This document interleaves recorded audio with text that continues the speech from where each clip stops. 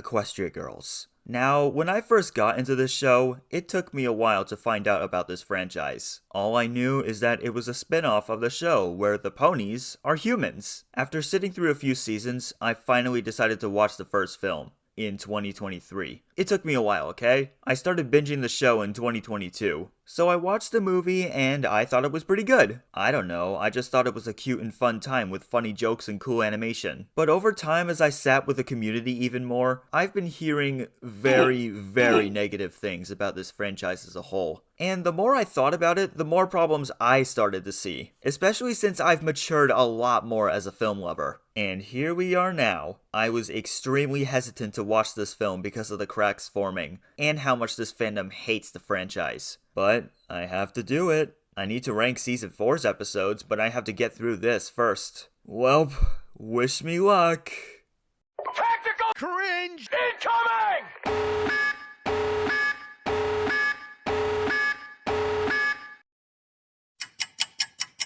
Alright, I just finished the movie. Was the fandom right?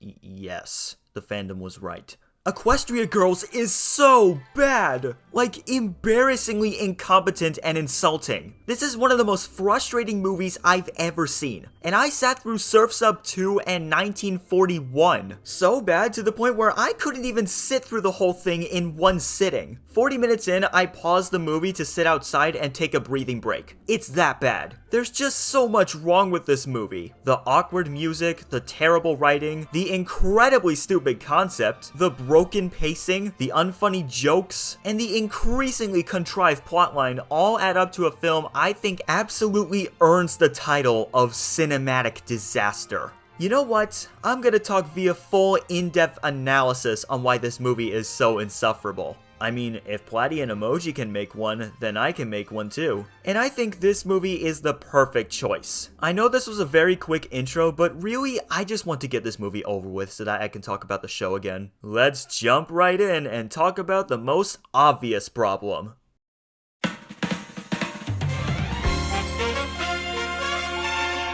The very existence of this film is already like 50 red flags. Okay, let's start from the top. So Equestria Girls is a toy line where the main 6 ponies are humans, and Hasbro decided to help the marketing by making a movie to promote it. Okay, we've already reached a huge issue with this. To paraphrase a certain Platy video, if you're making a movie solely to advertise a product, you've already failed at making your movie, unless you somehow make it work. It was even shoved into theaters before eventually hitting DVD not even a month later. The crazy thing is that this movie didn't even break $500,000 in the box office. That is hilarious. This movie doesn't even belong in theaters. It should have been put in DVD in the first place, but that doesn't really do anything. The point is, if you're gonna make something to promote a toy line, just make a commercial. It's not that hard. Actually, scratch that. This movie shouldn't have even existed in the first place. Hasbro clearly thought this was a good idea, and what we got was a feature-length commercial that features human versions of the ponies for you to point out and have fun with. Well, if you're able to recognize these characters in the first place. That leads us to the second chapter of this analysis. Let's start talking about the actual movie, starting with... This movie looks kinda rushed. Okay, to give it credit, the animation during the intro and during the portal transport was pretty cool and visually distinct. It really feels like these are the only clips in the movie that the animators put effort into. And there are some other scenes where there's good visuals. By the way, this isn't in the scripts, but at least the characters have 5 fingers instead of 4. Other than that, this movie's direction is really flat. There's a handful of scenes where the animation has some pretty noticeable mistakes. On top of that, the character designs are so ass! You can tell who's who, yes, but that doesn't mean the looks of them are good. In fact, they all suffer from the same issue. They're all completely whitewashed and they all wear the exact same style of clothing. Boys, t-shirt, long pants, sneakers. Girls, occasional makeup, skirt, boots. Every single outfit is basically copy-pasted onto another character. The main six especially. They look distinct from each other, but the clothing design is just so unoriginal. Rainbow Dash and Applejack were hit the worst with this. Why would you give Applejack a skirt and not jeans? Actually, better question. Why was Rainbow Dash given a skirt? She's a tomboy, right? Why can't you just give her jogging shorts and running sneakers? Seriously, these designs feel so unfinished. That's on top of the background characters. Good lord, they look ugly. Big Mac, the dumb nerd, Cheerily, some of the students, the list goes on and on. I guess Snips, Snails, and Granny Smith actually look distinct. Oh, and don't even get me started on the kids. Why would you give them the same clothing style as the high school students when there are actual outfits kids can be comfortable wearing? Diamond Tiara isn't even wearing her tiara on her head. Isn't that the main selling point of her design? Wait, why are they even in a high school? They're kids. Even the designs on the yearbook suck ass. I can't believe the fan arts of these character designs are better than this. As if these outfits weren't bad enough, the boring clothing choices become even more evident in the fall formal. Again, the originality in these clothes is basically non-existent. I guess Demon Sunset has the best design? She at the very least looks like a demon, and it's a nice change of pace compared to the absolute dog shit of these designs. Speaking of the fall formal, there's a small glimpse of Rarity dancing in a very weird pose. This isn't the only time she's done a pose like this. Seriously, she should have just sat down to look into her bag and not just bend like this when Twilight and Spike are right behind her. Are you animators this fucking lazy? Dear God, we haven't even gotten to the actual story yet.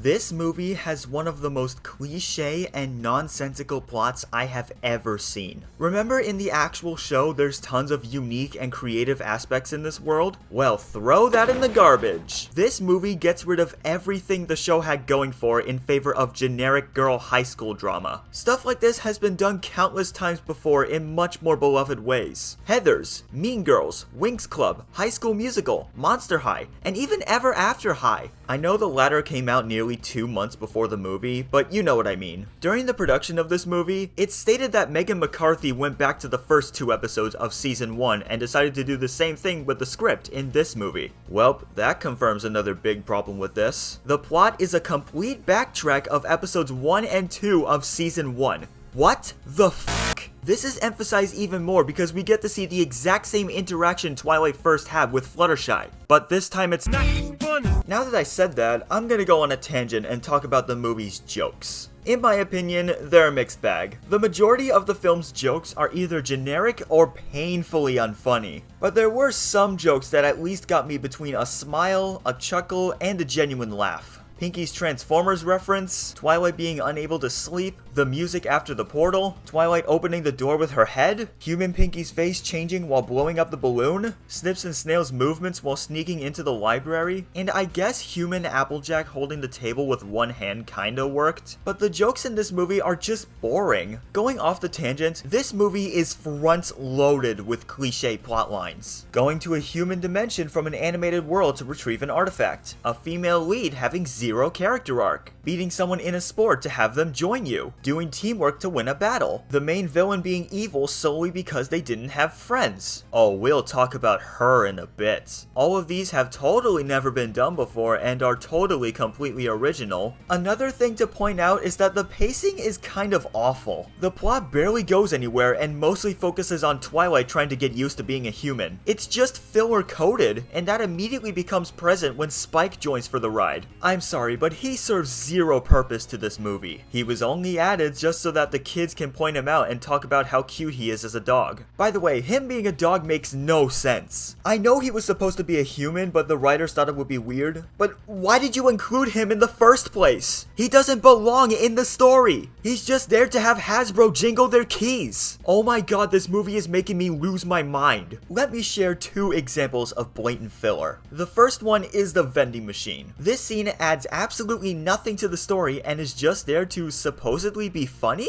Is this the joke? The second example is the soccer scene. Again, this scene adds nothing to the story and is also completely pointless since Rainbow Dash was gonna help Twilight anyway. Oh my fucking god! Now we've reached the point where this movie started making me want to die. Seriously, this scene shouldn't even exist. It's just there to say, hey, Rainbow Dash can do sports and there's no way Twilight can beat her. Along with adding some terrible background music to add to the so-called awesomeness. Speaking of which... I'll keep this chapter short. I don't really like the music in this movie. Let's just state my opinions of these songs one by one. The background music in the intro is not good in my opinion. I just don't like the use of remixing the show's intro into a more poppy music. I know it's supposed to fit into the setting of the film, but you could have at least composed a new song for this. The music used after the portal transport is pretty funny, as I stated before. I like that it times itself with Twilight's movements. This strange world really beats you over the head and shouldn't even exist. There shouldn't even be singing, and it's all in the background. It's also very generic and forgettable. The background music during the soccer scene is so obnoxious and it sucks ass. And then there's the cafeteria song, the song I was actively avoiding. Okay, it's not as bad as I was expecting, but it's still not my type. Although I can say this is the best song in the movie, which is honestly kinda sad. At least the instrumental music and the animation were pretty nice. Time to Come Together is another song where we don't see the characters sing, and it's also very boring and generic. Finally, This Is Our Big Night plus the reprise is another song that just beats you over the head with what's happening. Like, good lord, I get what's going on. You really could have told the story visually. Are you starting to see a pattern in this? Most of these songs are sung via voiceover and the characters themselves don't actually sing them. That's another case of poor direction. In fact, there isn't even a song sung by the main villain, which is baffling because her voice actor is Twilight's singing voice. With that said, it's time to talk about her. What did you say? Sunset Shimmer is a weird villain. I mean, her voice is decent. Rebecca Shoicha does a pretty solid job as her. At least she managed to cause Twilight's friends to fall apart with clever manipulation. I like the backstory Celestia presented to us. And as I stated before, her demon design is pretty cool. But for the rest of the movie, she kinda suffers from a rather big issue. She barely gets any screen time, and most of her malicious actions are either done off screen or by Snips and Snails. And sometimes they do her stuff off screen. Whenever she's on screen, she's a very generic villain. A spoiled brat who manipulates people in order to get what she wants. On top of stabbing people in the back and causing the entire school to be scared of her. Hold on a second, how does Sunset know about Twilight being a princess before she steals her crown? How does the school not do anything to take care of Sunset's behavior even before Twilight's arrival? How did the teachers not notice Sunset's evil expression whenever she wins the fall formal? Why does Twilight immediately assume Sunset was behind the falling out? I'm sorry, I just have so many questions about this film. One of the worst scenes in the movie is Twilight's interrogation. This scene is extremely pointless and lasted for like 1 minute because the problem was solved immediately by Flash Sentry. Oh right, I forgot to talk about him. Yeah, he's fine. I like that he and Sunset were already broken up before Twilight came. That's a pretty nice subversion. Other than that, this scene only exists for Twilight to start having a crush on Flash, even though she already started having a crush in the coffee shop, or Sugar Cube Corner, whatever. And this relationship goes absolutely nowhere throughout the course of the franchise. Okay, I'm going off topic. So the fall formal is going on and Twilight wins as princess. Yay, who could have seen that coming? She finally gets her crown back, which has been absent this entire movie. Then Snips and Snails steal it, they get chased down, and Sunset wants to break the portal. And this leads into one of the dumbest climaxes I have ever seen. Alright, last chapter before the conclusion. We can make it. Okay, I did say this is the dumbest climax ever, but I'm gonna have to take back what I said. The climax isn't that bad. There is one part that genuinely angered me, but overall, it just made me feel nothing. So the climax goes like this. Sunset Shimmer is about to break the portal and she says she won't do it if Twilight gives her the crown, and Twilight denies it. Now you think Sunset would just destroy the portal, but because this movie is broken enough, she doesn't do it. Twilight's friends gush over her being cool and shit, and Sunset gets irritated and goes for the crown anyway. So this scene of her breaking the portal meant nothing. Okay. She lunges for the crown and it becomes an annoying game of monkey in the middle or something. Twilight then catches the crown and she throws it behind her, which basically gives Sunset the crown. You fucking idiot. Why would you throw it? Just hang on to it. Sunset puts the crown on her head, but because she's the wrong person, the element consumes her with evil and turns her into a monster. Okay, I have to admit, I know I said this before, but the visuals in Sunset's transformation are pretty cool. It might just be the most visually appealing scene in the film by a landslide. But after that, she causes property damage, hypnotizes the school under her control, and that's it. That's all she does. Oh, I forgot to mention this climax has lines that are awkward and painful to my ears. This is gonna be so cool! Spoiler alert, what's happening? And the fucking Wilhelm scream, dude, make it stop. Oh hey, it appears I was wrong about Sunset not destroying the portal. Mostly because this movie is also pretty forgettable and I was too fueled with rage to even remember this. Basically, Sunset was lying about destroying the portal because she doesn't want to rule the human world. She wants to conquer Equestria with her army of students. On paper, this is a pretty elaborate plan, but again, I'm gonna have to add that to my list of unoriginal things this movie does. The villain's plan is to take over the world. Boom, added. Now we've come to the most bullshit scene in the climax. So Sunset is gonna kill Twilight and her friends, but because the power of friendship came with the crown, some random force field comes in and applies magic to the rest of the girls. I feel nothing for this scene, but I guess it goes along with the movie's Letterboxd tagline, "The magic of friendship never changes." I didn't like it at first, but the more I looked into this film, yeah, it kinda works. It doesn't save the movie, however. So the main six takes Sunset down with the same rainbow from season 1, and that one thing caused her to be redeemed in the blink of an eye. Yes, Sunset's personality flips on a dime after being turned back to normal. See? This is how you do a happy ending so the people can say it was a good movie. We have to have the villain be redeemed in the end because this movie is for fucking babies! Ah!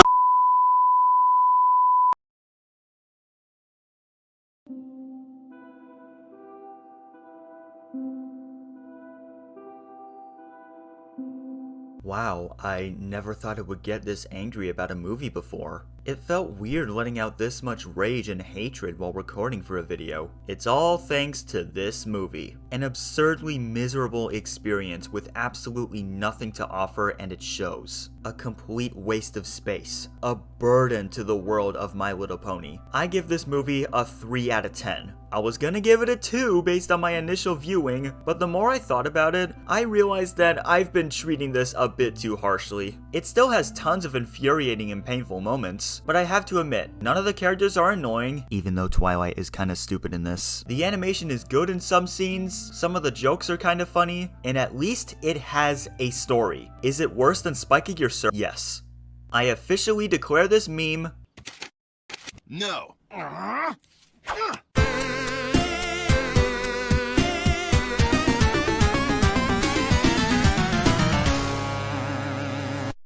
Hey, wait a minute, is that Bluey at minute 11:06? I still have a boatload of questions, but is it even worth asking these anymore? After watching this film, I knew I had to cleanse myself. So I watched the drama 2 days after rewatching this film, and wow. I feel a very special connection with this film. So anxiety-inducing, expertly written, fantastic performances, amazing casting, and it discusses one of the most insane topics I've ever seen in a movie. 9 out of 10, go watch it. Anyway, I'll see you guys in season 4. Oh, and I'm also working on another ranking that appeals to a completely different audience. I want to be a variety YouTuber because I gravitate on too many topics. Here is a clue of what my ranking will be. Have a good day!